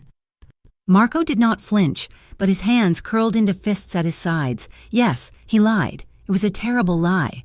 His eyes betrayed him. They were full of a desperate, searing pain that contradicted every cold word coming out of his mouth. He was pushing her away. He was cutting her loose to save her life, even if it meant breaking his own heart. "Fine," Lily said, her voice shaking with a mix of devastation and pride. She would not beg. She would not ask him to love her if he was determined to save her by hurting her. She walked to the closet and pulled out her suitcase. Her hands trembled violently as she threw her clothes in. She felt like she was moving through water, everything slow and muted. When the bag was zipped, she turned to him. She looked at the ring on her finger, the diamond that had started it all, the ring that belonged to a dead woman. She grabbed the band and twisted it off. Her finger felt naked without the weight of it. She walked over to the dresser and set it down on the dark wood. It made a sharp click. "Goodbye, Marco," she said, grabbing the handle of her suitcase. She turned to the door, but she didn't make it 2 steps. Marco moved. He was in front of her in a second, blocking her path. He reached past her, picked up the ring, and grabbed her left hand. "Take it," he said roughly. "No," Lily said, trying to pull her hand away. "I am not your fiancé anymore. I am not your liability." "Keep it," Marco insisted. He pressed the ring into her palm and curled her fingers over it, his hands engulfing hers. His composure cracked, the mask slipping just enough to show the terrified man beneath. "You keep it," he murmured, his voice thick with emotion he refused to name. "You keep it until things are settled, until I know you are safe. If anyone asks, You are still mine. It is the only protection I can give you now." Lily looked up at him. His eyes were shining. He wasn't sending her away because he didn't care. He was sending her away because he cared too much. "Marco," she whispered. He let out a shuddering breath. "Stay tonight," he said. "It is too late to move you safely. The driver will take you in the morning. Just stay." That night, the penthouse was quiet, but it was not the silence of strangers. It was the silence of two people standing on the edge of a cliff. They sat side by side on the edge of the bed. They were not touching, but the heat between them was palpable. Lily stared at her hands in her lap. Marco stared at the floor. "In another life," Marco said softly, breaking the silence, "I think I would have liked to be an architect. I like building things. I hate destroying them." Lily turned her head to look at him. "In another life," she said, "I would have finished nursing school. I would have taken Emma to the ocean every Sunday." Marco nodded slowly. "We could have met there," he said. "At the ocean. I would have been building a sandcastle, and you would have been saving it from the tide." Lily let out a watery laugh. "You? Building a sandcastle? You would probably hire someone to build it for you." Marco smiled. It was a small, sad smile, but it reached his eyes. "Maybe. Or maybe, for the right person, I would get my hands dirty." Lily felt a tear slide down her cheek. She leaned her head over, resting it against his shoulder. It was a surrender. Marco stiffened for a second, then exhaled a long breath and wrapped his arm around her. He drew her in, pulling her fully against his chest. It felt like coming home. They stayed like that for a long time, just breathing together. Then, slowly, Marco shifted. He lay back on the bed, pulling her with him. They did not get under the covers. They lay on top of the duvet, fully clothed, seeking comfort rather than passion. Lily curled against him, her head on his chest, her ear pressed over his heart. She could hear the steady, rhythmic thump of it. It was the only sound in the world that mattered. Marco's hand came up to stroke her hair. His touch was hesitant, reverent. He traced the line of her spine through her shirt, his fingers memorizing the shape of her. Lily lifted her head. Their faces were inches apart in the shadows. "Marco." She breathed. He leaned in. The kiss was soft at first, a brush of lips that tasted of sorrow and salt. But then Lily made a small sound, pressing closer, and the kiss changed. It grew deeper, more intense. Marco's hand moved to her jaw, tilting her head back. His other arm tightened around her waist, crushing her to him. It was a desperate kind of intimacy. They kissed like they were trying to say all the things that could not be spoken. "I love you. I am sorry. Don't go. Please stay." Lily's hands explored the planes of his face, the rough stubble on his jaw, the tension in his neck. Marco's hand slid down her back, pressing her hips against his.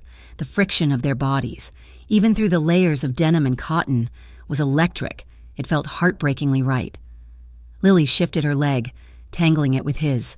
She pressed closer, wanting to erase the space between them, wanting to disappear into him. Marco groaned against her mouth. His hand slid under the hem of her shirt, his fingers burning against the skin of her waist. Then he stopped. He froze, his whole body going rigid.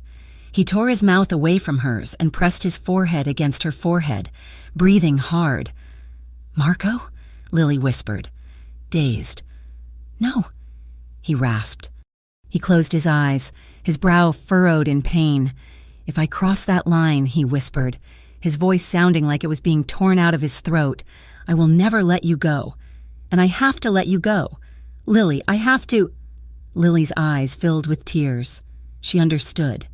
If they made love now, if they bound themselves together completely, neither of them would have the strength to walk away in the morning. And walking away was the only way she and Emma survived. "You are right," she whispered, though it broke her heart to say it. "We cannot. Not while everything is burning." Marco let out a shaky breath. He did not let go of her. He pulled her back down against his chest, wrapping his arms around her like a vice. "Sleep," he commanded softly. "Just sleep." They fell asleep like that, tangled together, clinging to each other as if they could physically hold back the dawn. The morning sun was cruel. It flooded the room with bright, indifferent light, exposing the reality they had tried to hide from in the dark. Marco was up before Lily. When she walked into the living room, he was already dressed in a dark suit, his armor back in place. He was on the phone, his voice clipped and professional. Yes, the apartment on 4th Street, under the name Peterson. It is secure. 2 men at the door. He hung up when he saw her. His face was composed, distant. The vulnerable man from the night before was gone, locked away deep inside. "The car is downstairs," he said. Lily nodded, her throat too tight to speak. She picked up her suitcase. Emma was already with the nanny by the elevator, holding her stuffed rabbit. Marco walked them down to the car. He opened the door for Lily. She paused, looking up at him one last time. She wanted to shake him. She wanted to kiss him. She wanted to scream. "Be safe," Marco said. It sounded like a prayer. "You too," Lily whispered. She got in. The door slammed shut with a finality that echoed in her bones. As the car pulled away, Lily turned in her seat to look out the rear window. Marco was standing on the sidewalk, his hands deep in his pockets, his jaw clenched tight. He did not wave, he just watched her go, looking like a man who was cutting out his own heart and watching it drive away. The new apartment was clean, beige, and soulless. It smelled of lemon cleaner and emptiness. Lily had just put Emma down for a nap in the unfamiliar bedroom when the buzzer rang. She checked the monitor. It was Agent Carter. She buzzed him in. Carter walked in, looking out of place in the small living room in his cheap suit. He did not waste time on pleasantries. "We have a timeline," he said. "What?" Lily asked, hugging her arms around herself. "The sit-down," Carter said. "It is happening tomorrow night. Lorenzo Vascari, the Caldero leadership and the top lieutenants. They are meeting to negotiate a truce, or a massacre. We are not sure which." "And you want me there," Lily said flatly. "We need you there," Carter corrected. "We need a wire in that room. We need to hear the terms. If they agree to divide the territory, that is conspiracy. If Lorenzo orders a hit on the competition, that is intent to commit murder. Either way, we get enough to take down the leadership of both families, including Marco," Lily said.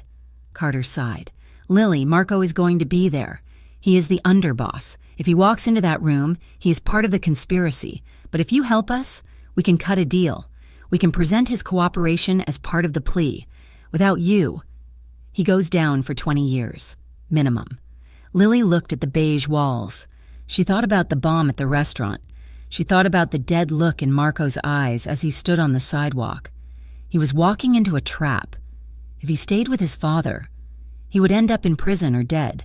The only way to save him was to destroy his world before it destroyed him. "I will do it," Lily said. "Good," Carter said. He reached into his briefcase and pulled out a small, flat device. "Tape this under your dress, low back. It has a 4-hour battery life." "Why would I be at the meeting?" Lily asked. "Marco broke up with me." "Lorenzo does not know that," Carter said, "and the Calderos expect you. You are the leverage. Lily, the symbol of Marco's weakness. Lorenzo wants you there to prove that his son has you under control. Marco will not be able to stop you from coming without admitting he lost you." Lily felt a wave of nausea. She was going to be a pawn for everyone. For Lorenzo, for the Calderos, for the feds. But she would do it. For Emma, and for Marco, across the city. In the back room of a Vascari social club, Marco sat in a cloud of smoke. Rocco stood in front of him, looking grim. "You are sure?" Marco asked, his voice deadly quiet. "I am sure." "Boss," Rocco said, "I checked the phone logs. Nico has been talking to the Caldero captain 3 times a day for the last week, and the money trail, there is a transfer of $200,000 into an offshore account in Nico's name." Marco closed his eyes. "Nico, his cousin, the man he had grown up with, he's selling us out." Marco said, "He's setting up the meeting." Rocco said, "He pushed for the warehouse location. He insisted on the minimal security detail to show trust." "It is a kill box." "Marco, the Calderos are not coming to talk. They are coming to wipe the board clean, and Nico is opening the door for them." "Does my father know?" Marco asked. "Lorenzo does not believe it," Rocco said. "He thinks Nico is loyal. He thinks you are the one who is compromised because of the girl." Marco opened his eyes. They were cold, hard flint. "Then we go alone," Marco said. "We go to the meeting, but we do not go to talk." He stood up and walked to the wall safe. He spun the dial and pulled out a heavy, matte black handgun. He checked the magazine and slid it back in with a sharp click. "Get the men ready," Marco ordered. "The ones we trust. We are walking into a trap." Rocco. "And the girl?" Rocco asked. "She's gone," Marco said, a spasm of pain crossing his face. "She is safe. She is miles away from this. The night of the meeting, the fog rolled in off the harbor, thick and white. The warehouse district was a ghost town of rusted metal and wet pavement. Lily sat in the back of a black town car provided by the feds. Though it bore Vescari plates to maintain the ruse, she wore a dark blue dress that Marco had bought her, taped to the small of her back, cold against her skin. Was the wire. Her heart was beating so hard she thought it might bruise her ribs. She looked down at her hand. The ring was there. Marco had told her to keep it until things were settled. Tonight. Everything would be settled. The car slowed as it approached the docks. Surveillance vans were parked 2 streets over, disguised as utility trucks. Lily knew Agent Carter was listening. She knew a SWAT team was on standby, but she also knew that once she walked through those warehouse doors, she was on her own. The car stopped. The driver, an undercover agent, opened the door. Lily stepped out into the mist. The warehouse loomed ahead, a massive, silent beast. She took a breath that tasted of salt and fear. She touched the ring one last time for courage. Then she began to walk toward the metal doors, knowing that one wrong word, one slip, one mistake would not just destroy the man she loved, it would get them both killed. The fog that rolled off the harbor was thick enough to taste. It smelled of brine, rust, and the decaying wood of the old piers that jutted out into the black water like broken teeth. The warehouse designated for the meeting sat at the end of a dead-end road, a massive corrugated steel beast that groaned in the coastal wind. Inside, the atmosphere was oppressive. Harsh halogen lights buzzed overhead, casting long, stark shadows across the concrete floor. 2 long folding tables had been set up in the center of the vast empty space, creating a no-man's land between the 2 factions. On the left stood the Vescari men, dressed in dark coats, their hands hovering near their waistbands. On the right were the Caldero soldiers, looking twitchy and aggressive. The air vibrated with a tension that felt like a physical weight, a static charge waiting for a single spark to ignite an inferno. Lily walked in on Marco's arm. Her heels clicked rhythmically on the concrete, a sound that seemed far too loud in the heavy silence. She wore a dark blue dress with a high neckline, chosen specifically to hide the thin wire taped to the small of her back. The device felt like a brand against her skin, freezing cold and burning hot all at once. Every breath she took was shallow. Every beat of her heart felt like a hammer striking an anvil, loud enough, she feared, for Marco to hear. Marco felt steady beside her. His arm was a solid bar of iron beneath the wool of his coat. He did not look at her, keeping his eyes trained on the men across the room, but as they reached the table, he leaned down. His lips brushed her ear, a ghost of a touch that made her shiver. "Stay close to me," he murmured, his voice so low only she could hear. "When this is done, you are out. I have a plane waiting at the private airfield. You and Emma will be in Europe by morning. You will be free of all of it. Lily, I promise." Lily froze, a lump forming in her throat that made it impossible to swallow. He was planning her escape. Even now, while walking into a den of wolves, he was thinking about how to get her out, and she was walking him straight into a cage. The guilt was a physical pain, a knife twisting in her gut. She wanted to rip the wire off. She wanted to scream. But she looked at the grim faces of the Caldero gunmen, and she remembered the bomb at the restaurant. She remembered Agent Carter's photos. If she stopped now, Marco would die. Lorenzo Vescari stood at the head of the table. He looked old tonight, his face gray under the lights, but his eyes were still sharp. He nodded to the man opposite him. Sal Caldero, a heavy-set man with a scar running through his eyebrow. "Let us make this quick," Lorenzo said, his voice echoing in the cavernous space. Agent Carter, sitting in a cramped van 3 streets away, adjusted his headphones. The audio feed crackled, then cleared.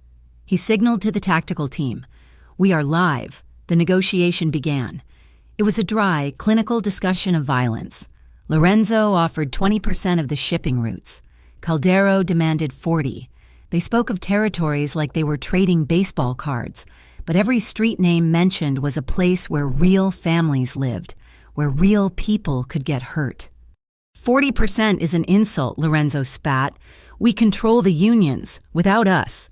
Your containers sit on the docks until they rot. Then maybe we take the unions," Sal Caldero said, leaning forward. "Times are changing, old man. You're holding onto a kingdom that is already crumbling." Lily stood behind Marco's chair, her hands clutching her clutch bag so tightly her knuckles were white. She felt sick. Every word was being recorded. Every threat was a sentence. 10 years for racketeering, 20 for conspiracy.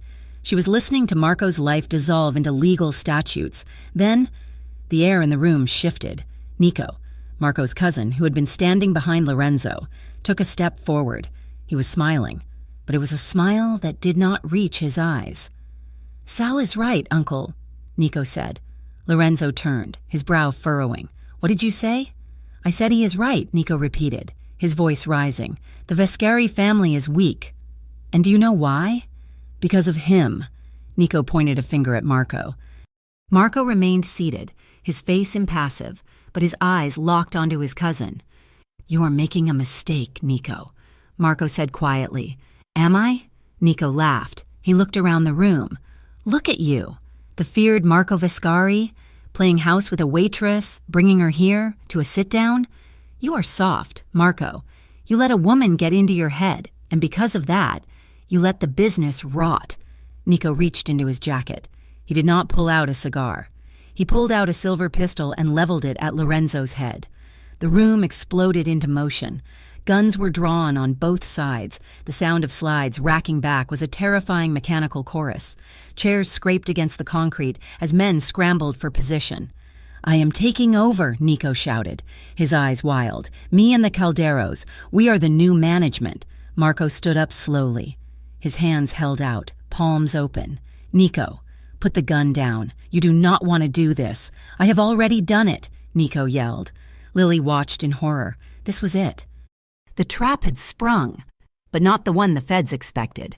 They were going to kill Lorenzo. They were going to kill Marco. And then they would kill her. The noise in the room was deafening. Shouting men. The echo of footsteps. In the chaos, clarity washed over Lily. The wire. The feds. They were the only card she had left to play. "Marco!" she screamed. He turned to her, his arm instinctively reaching out to push her back. "I am wired," she shouted, her voice cutting through the tension. The room went deadly silent for a fraction of a second. Marco froze. He looked at her, his dark eyes wide with shock. "What?" he whispered. "I am wired," Lily choked out, tears streaming down her face. "The FBI is listening right now. They are outside. I did it to stop this. I did it to save you." The confession hung in the air like smoke. Lily saw the look on Marco's face, the stunning, gut-wrenching realization of her betrayal. He looked like she had shot him in the chest. The bitch is a rat. Nico screamed, "Kill them both!" Nico swung his gun away from Lorenzo and aimed it at Lily. Marco did not hesitate. He did not ask questions. He did not recoil in anger. He moved. With a roar, Marco grabbed the edge of the heavy oak table and flipped it. The wood crashed onto its side, creating a barrier just as the first shot rang out. The bullet bit into the wood with a dull thud. "Get down," Marco yelled. He grabbed Lily by the waist and threw her to the floor behind the overturned table. He dove on top of her, his heavy body covering hers completely. He shoved his jacket up around her head, shielding her from the splintering wood and flying debris. The warehouse erupted into a war zone. Gunfire thundered, deafening and relentless. Bullets sparked off the concrete floor and tore through the metal walls. Lily curled into a ball, sobbing, her face pressed against the cold floor. All she could feel was Marco, his weight, his heat, the rapid pounding of his heart against her back. "Stay down," he shouted into her ear, his voice rough. "Do not move. If they want to touch you, they have to go through me." He was protecting her, even knowing what she had done. Even knowing she had sold him out, he was using his own body as a shield to keep her safe. Marco shifted. He pulled his own weapon from his shoulder holster. "Stay covered," he commanded. He rose from their cover, popping up over the rim of the table. He fired 3 controlled, precise shots. Lily heard a scream. Marco ducked back down as a spray of bullets chewed up the top of the table. He looked at her. There was blood on his cheek from a splinter, but his eyes were clear. "I am getting you out of here," he said. He rose again. This time, he didn't just suppress the enemy. He advanced. He moved with a brutal, terrifying efficiency, firing at the Caldero gunmen who were trying to flank them. He hit Nico in the shoulder, spinning the traitor around and sending his gun skittering across the floor. Suddenly, the massive bay doors of the warehouse smashed open. "Federal agents, drop your weapons!" A tactical team swarmed into the building, clad in black armor, rifles raised, flashbang grenades detonated with blinding white light and concussive booms. The Caldero men dropped their guns. Nico, clutching his bleeding shoulder, fell to his knees. Lorenzo stood by the wall, looking old and defeated as the agents surrounded him. The shooting stopped.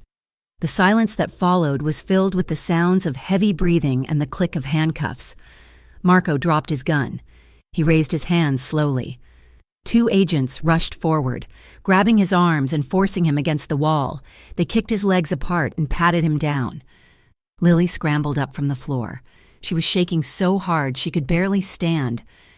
Agent Carter walked into the center of the room, stepping over the debris. He looked at Marco, then at the recording device he held in his hand. "We have it all," Carter said. "The conspiracy, the attempted murder, the admission of racketeering. It is over. Vescari." Marco did not look at Carter. He looked at Lily. Carter walked over to Marco. "We can make a deal. Marco, you testify against your father. You testify against the Calderos. You help us dismantle the network. If you do, we recommend a reduced sentence. 5 years, maybe less with good behavior. If you do not, you go away for life."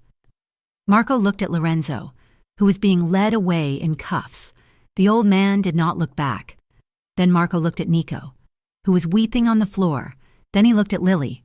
She was standing amidst the ruin, soot-streaked, crying, her hands pressed to her mouth. "I will take the deal," Marco said, his voice raspy. Carter nodded. "Smart choice. On one condition," Marco added. He jerked his head toward Lily. "Her name stays out of it. She was never here. She never wore a wire. This is my cooperation, not hers. And you ensure that she and the girl are protected. Forever." Carter paused, then nodded. "Done." The agents pulled Marco's arms behind his back. The metal cuffs clicked shut. Lily broke. "Marco," she sobbed. She lunged forward, stumbling over the broken wood. She grabbed the front of his shirt, burying her face in his chest. "I am sorry," she cried, her voice ragged. "I am so sorry. I never meant to hurt you. I just wanted to stop the dying. I wanted to save you." Marco couldn't use his hands, so he leaned forward. He pressed his forehead against hers, hard. He closed his eyes, breathing in the scent of her one last time. "Shh," he whispered. "It is okay. You did what a mother had to do. I betrayed you." She wept. "You saved me," he corrected softly. "You were right, Lily. The only way out was in cuffs. At least this way. I am still alive." The agents tugged at him. "Let us go." Marco pulled back slightly. He looked deep into her eyes. "The ring," he said. Lily looked at him, tears blurring her vision. "It was never about the business," Marco said. "It was never a prop. I meant it. I was just too much of a coward to say it." He smiled. A real, sad, heartbreaking smile. "Wait for me?" he asked. The agents pulled him away. Lily stood there, watching as they marched him out into the foggy night, her hand clutching the empty air where his heart had been. The headlines screamed across the front pages of the Briarwood Gazette for weeks. Vescari Empire crumbles. Lorenzo Vescari sentenced to life. Caldero Syndicate dismantled. The articles spoke of a high-ranking defector, an inside man who had provided the FBI with everything they needed to clean up the city. They spoke of bomb plots thwarted and shipping lines seized. Marco went to federal prison in upstate New York. He went quietly. Time moved on, indifferent to the tragedy. 1 year became 2. 2 became 4. Lily worked. She worked harder than she ever had. With the threat of the debt collectors gone and Emma's health stabilized thanks to the surgery, she poured herself into her job. She moved to a new restaurant, a bright, airy bistro on the north side called The Garden. She started as a server, then became a shift lead, and finally, the general manager. Emma grew. She started kindergarten, then first grade. She learned to read. She learned to ride a bike. Her cheeks turned pink, and her breath came easy. The shadows of the past receded, leaving only a quiet, modest life. But every night, before she went to sleep, Lily touched the ring she kept on a chain around her neck. She never wore it on her finger. Not yet. 5 years passed. The iron gates of the Federal Correctional Facility slid open with a heavy metallic clank. Marco Viscari stepped out. He looked different. His hair was shorter, cropped close to his skull, and the temples were frosted with gray. There was a new scar on his knuckles, a souvenir from a yard fight he hadn't started but had definitely finished.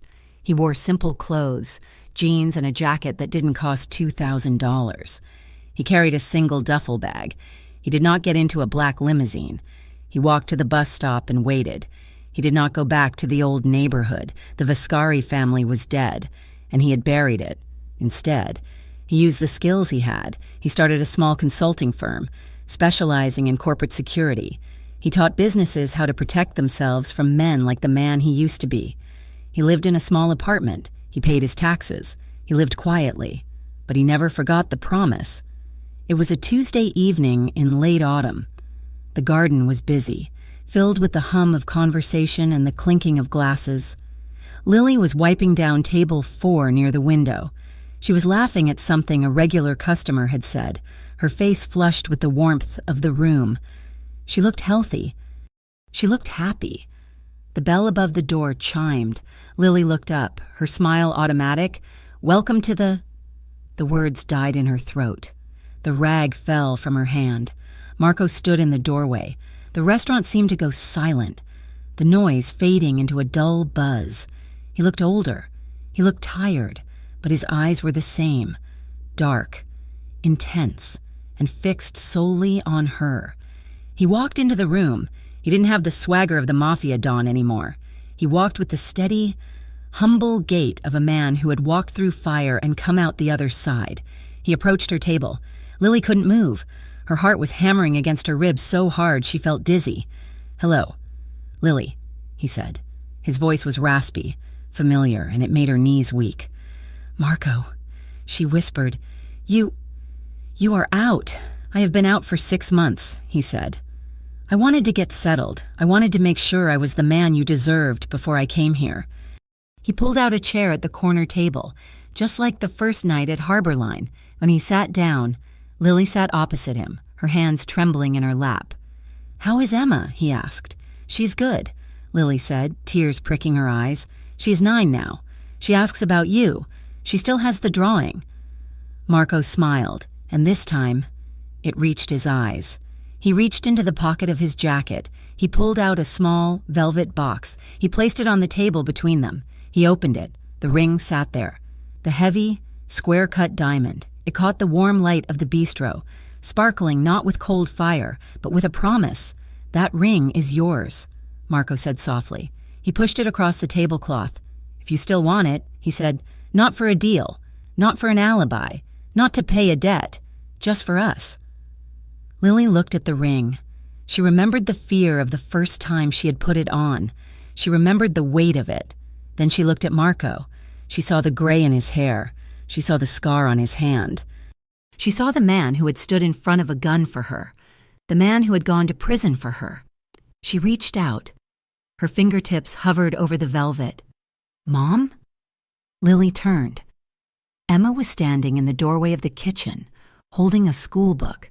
She'd grown tall, her hair long and curly. She looked at the man at the table. Her eyes widened. "Marco?" Emma asked. Marco turned. "Hi, Emma." Emma dropped her book. She ran across the restaurant. She didn't hesitate. She threw her arms around Marco's neck, burying her face in his shoulder. Marco froze for a second, then his arms came up to hug her back, his eyes squeezing shut as he held the little girl he had saved. Lily watched them, the tears finally spilling over. The fear was gone. The debt was paid. She reached out and took the ring from the box. Her hand was shaking, but her heart was steady. She slid it onto her finger. It fit perfectly. Marco looked at her over Emma's shoulder. He saw the ring. He stood up, gently setting Emma down but keeping an arm around her. He walked around the table. He knelt beside Lily's chair, ignoring the stares of the other patrons. He took her hand. His thumb brushed over her knuckles, a touch that promised tenderness instead of danger. Lily nodded, unable to speak. Marco stood and pulled her up. He wrapped his arms around her waist, drawing her in. Lily cradled his face in her hands, feeling the rough texture of his skin, the reality of him. They kissed. It was slow, deep, and full of 5 years of waiting. It was a kiss of forgiveness and redemption. It tasted of freedom. Lily leaned into him, feeling the solid beat of his heart against hers. Emma squeezed between them. Wrapping her arms around both of their waists, they stood there in the warm light of the restaurant. A new kind of family, forged in the fire of the past, but finally, truly free. "Thank you so much for listening to That Ring Is Yours," he said. "I hope you enjoyed the journey of Marco and Lily as much as I enjoyed bringing it to life for you. I would love to hear from you. Please leave a comment down below and let me know where in the world you are listening from. It is always amazing to see how far these stories travel. If you enjoyed this story, please consider subscribing to Mafia Romance Stories for more emotional, realistic, and passionate tales. Share your thoughts in English in the comments. I read every single one. Until next time,